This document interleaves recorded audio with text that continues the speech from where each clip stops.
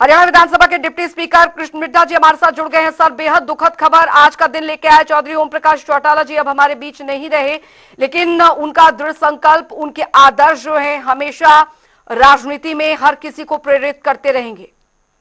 जी जी, वाकई में बड़ा दुख समाचार है कि आज माननीय ओम प्रकाश चौटाला जी जो हमारे बीच में नहीं रहे। जी 5 बार वो मुख्यमंत्री भी रहे और उन्होंने हरियाणा के उन्नति के लिए जितना ज्यादा से ज्यादा हो सकता था उन्होंने करने का काम किया। जी और वहीं पर उन्होंने एक पहल चलाई कि सरकार आपके द्वार। बिल्कुल। सरकार स्वयं नागरिकों के बीच में जाती थी और उनसे काम पूछती थी। एक अच्छी योजना के तहत उन्होंने ये काम करने का काम किया। और मैं ये कहूंगा कि उनका जब वो भाषण देते थे तो इन साइलेंट हो जाता था, लोग उनको सुनते थे।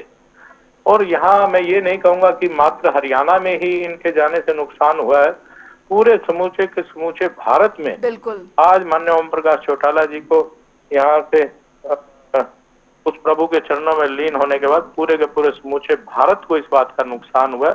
और मैं अपनी तरफ से उनको श्रद्धांजलि देता हूँ।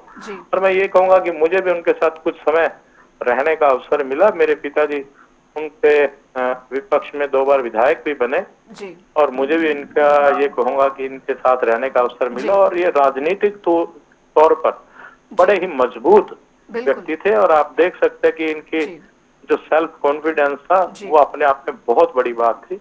जी और यही कि उन्होंने एक अच्छा हरियाणा को एक अच्छा समय दिया, बिल्कुल, जिससे हरियाणा में प्रोग्रेस भी रही। समय समय में वो अपनी बातें भी रखते रहे। उन्होंने पक्ष विपक्ष की सभी भूमिका निभाने का काम किया।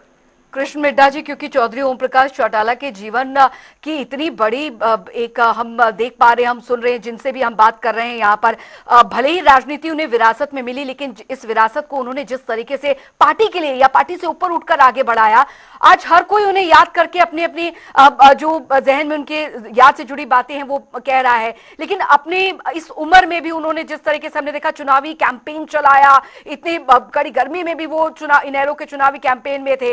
ये मुझे लगता है एक बहुत बड़ी मिसाल है कि ऐसी उम्र में भी उन्होंने एक संकल्प दिखाया सबको कि देखिए उम्र कुछ नहीं होती, इट्स जस्ट अ नंबर। लेकिन राजनीति में वो नेता तब तक रहता है जब तक उसकी सांस रहती है।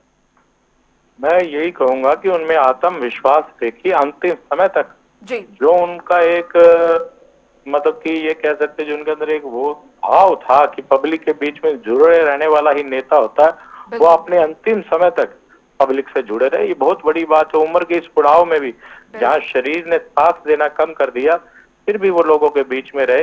ये एक नेता की पहचान है। मैं कहूंगा कि ये लीडरशिप है जो लोगों के बीच में रहने का काम करते। उन्होंने अंतिम समय तक लोगों के बीच में रहने का काम किया, उनकी भावनाओं का बड़ा ही आदर किया और विशेष तौर पर वर्कर्स उनसे बड़े प्रसन्न रहते थे। बिल्कुल, बहुत बहुत शुक्रिया। कृष्ण मिड्ढा जी हमारे साथ हरियाणा विधानसभा के डिप्टी स्पीकर जुड़े थे और उन्होंने बताया कि किस तरीके से एक नेता, एक बड़े नेता को आज हमने खोया है और ये प्रदेश के लिए ही नहीं बल्कि देश के लिए भी एक बहुत अपूरणीय क्षति है।